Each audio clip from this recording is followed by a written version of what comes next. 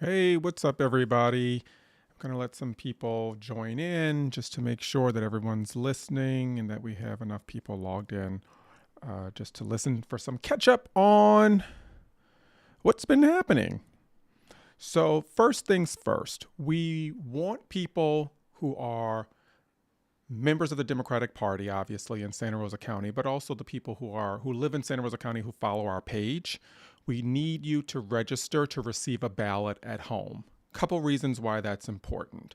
Number one, you'll never forget an election if a ballot is sent to your home. Just because a ballot is sent to your home does not mean you need to mail that ballot back in. You can still go to the polls and vote, but at least if you receive your ballot in the mail, it's a reminder that you need to vote. That's important because Ron DeSantis and the MAGA Republicans in the state legislature basically purged everyone from the vote by mail rolls, which means that if you requested a vote by mail ballot to come to your home, all those requests were basically negated. They were canceled, and so everyone has to re register or re enroll in vote by mail. So if you're someone who's used to voting by mail or used to voting absentee or used to getting a ballot in the mail and using that ballot to take to the polls with you, you have to re-enroll in vote by mail. And you can do that by going to the Supervisor of Elections website at votesantarosa.com and click on vote by mail. And then you can just set it up. The other thing that they are now requiring is that for every single election cycle, you have to re-enroll. These are voter suppressive techniques. These are ways in which they can get people to not participate in the voting process.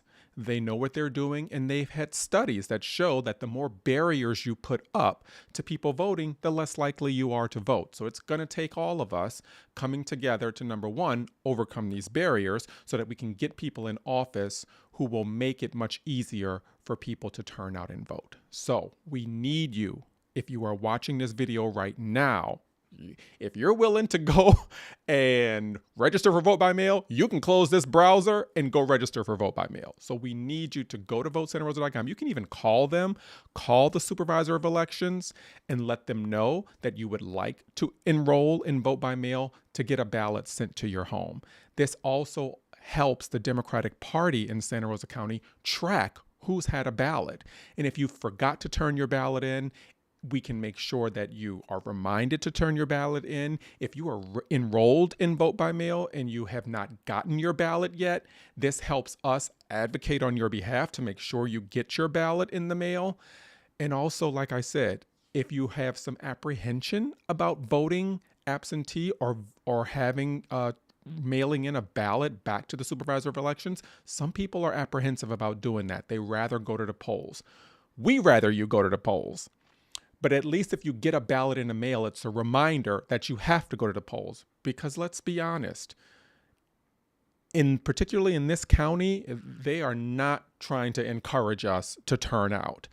They don't even see it as their role to get us to the polls. They send out some flyer that basically looks like junk mail, essentially, and they do their due diligence. That is what they're legally required to do, is to send out some piece of mail that looks like junk, that looks like it was designed by someone who was born before 1950 and who probably does not have a lot of experience with social media, with graphic design. If you get it in the mail, you probably would think that it was junk mail, but it's basically what the supervisor of elections is required to do. They send you that piece of mail and they've done their job. Whether you turn out or not is not their priority. It's not really even their concern.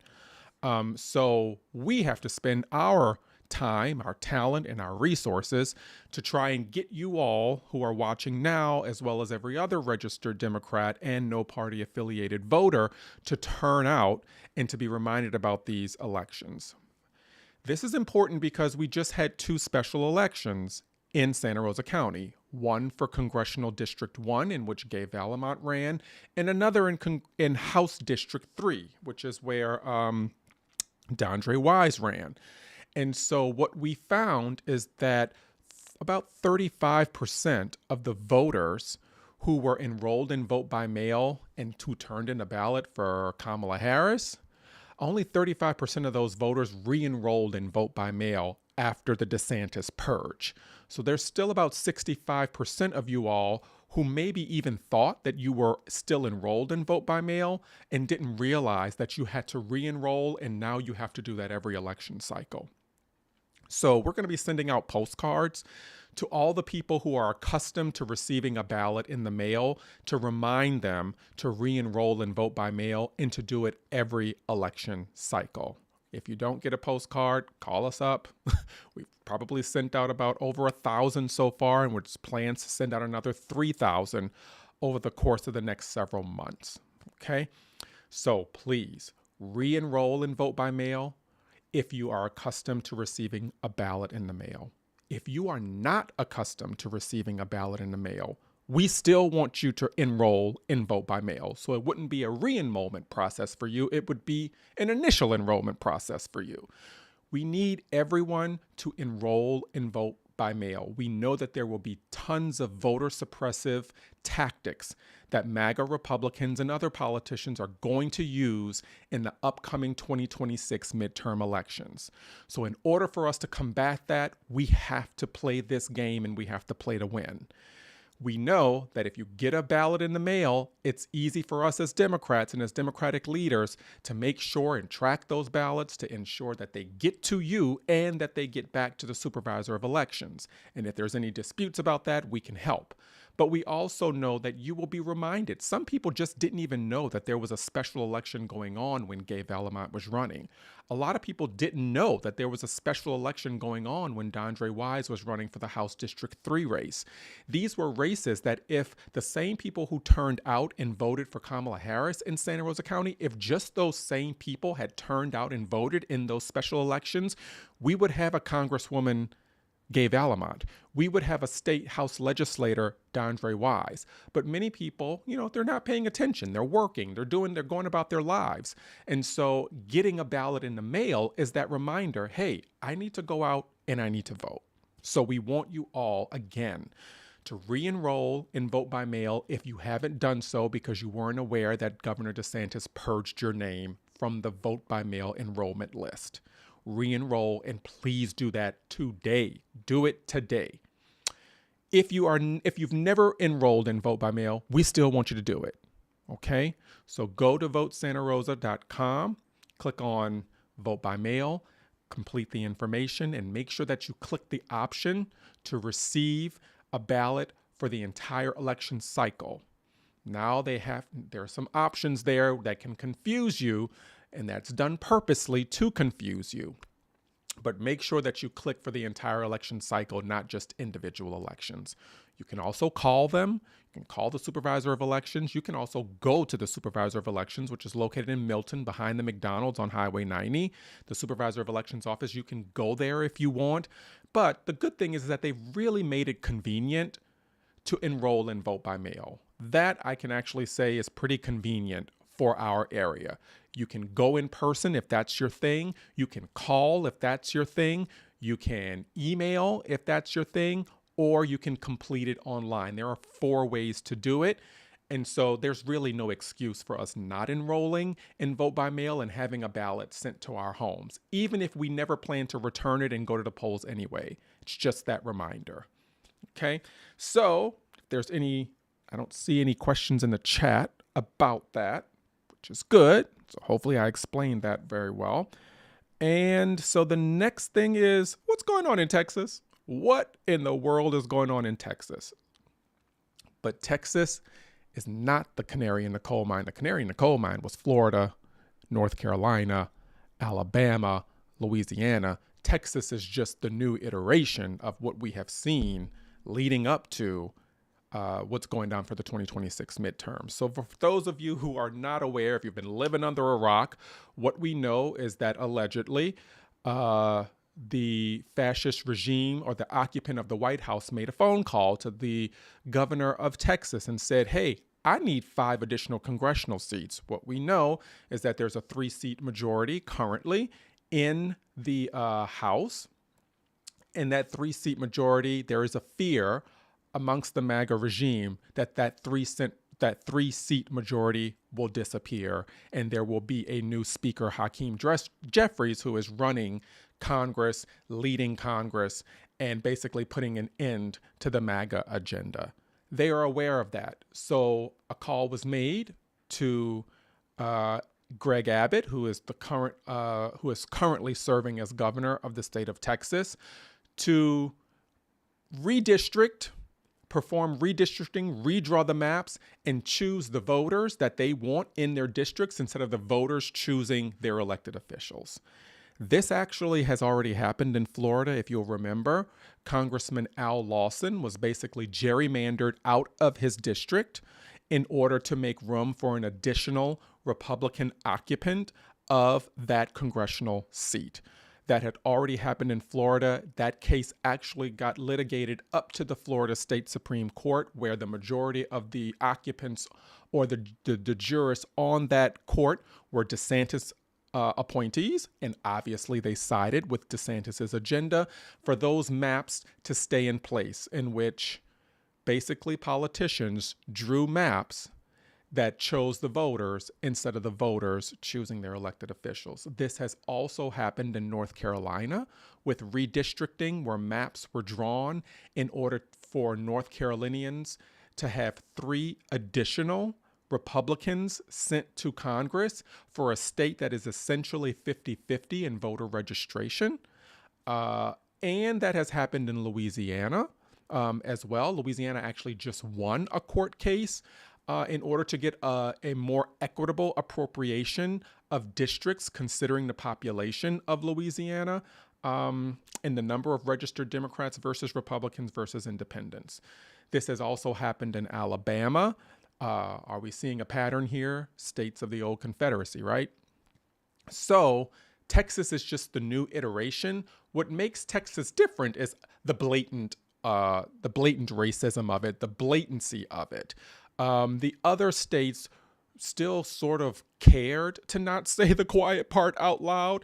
The other states, the other aforementioned states who have done this in the past, didn't really want media organizations or the opposition to know the true genesis of what they were trying to do. So they would make up excuses. They would try and sound constitutional. They would give responses that we all knew was bullshit, but at least they were trying to fake it, right?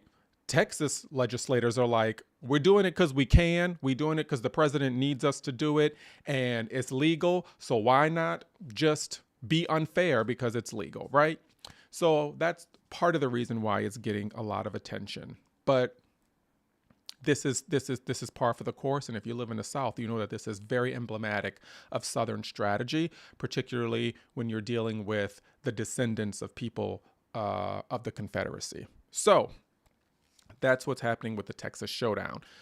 So in order to prevent that, Democrats, the few Democrats that are elected in the state legislature, have left the state in order to prevent the legislature from having a quorum to do business and to pass legislation. So now that that quorum has been denied because those elected officials have left the state in order to deny the state quorum, now there's a showdown that's about to happen.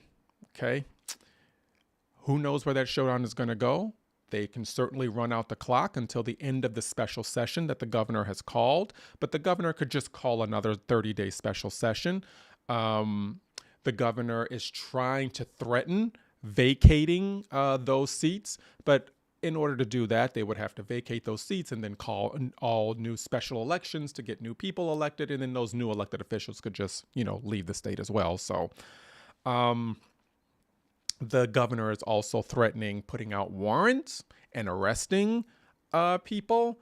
That is not really good when you've got a governor threatening to arrest elected officials. So who knows where this is going to go?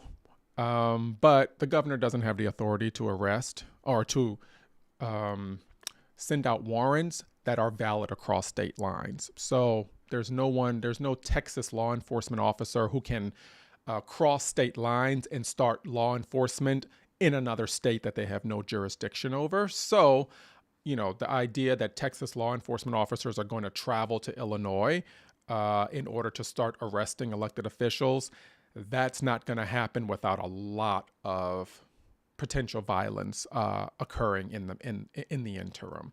And we certainly want to avoid that. Okay? Now, in retaliation, there are governors, democratically elected governors in other states who are saying if Texas moves forward with this, then they will take their own, they will redraw their maps in order to ensure that Republicans are gerrymandered out of their districts. They're like, two can play that game.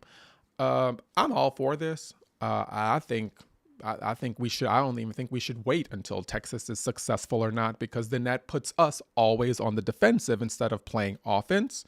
So for me, I'm like, they've already demonstrated what they're capable of. They've already demonstrated that they don't care about the rule of law. They certainly don't care about fairness. They don't care about constitutionality. They are willing to cheat to win, because they know that their agenda is unpopular. They know that what they have done is going to cause massive electoral consequences for them. They are aware of that. So they're like, we don't have a path forward that allows us to be victorious, so we got to cheat, right? We can't, I feel as though it's my personal opinion that we shouldn't wait until they do something for us to do something. That's in a defensive posture. And I think we should just be like, we know what they're going to do. We know they won't stop until they accomplish what they want to do. So what we decide to do in response to that should be independent of what they do. Because if we depend our action on what they do, then they always will have the upper hand on us, because they're leading us by the nose, basically. So, and I don't say 4 or 5 seats.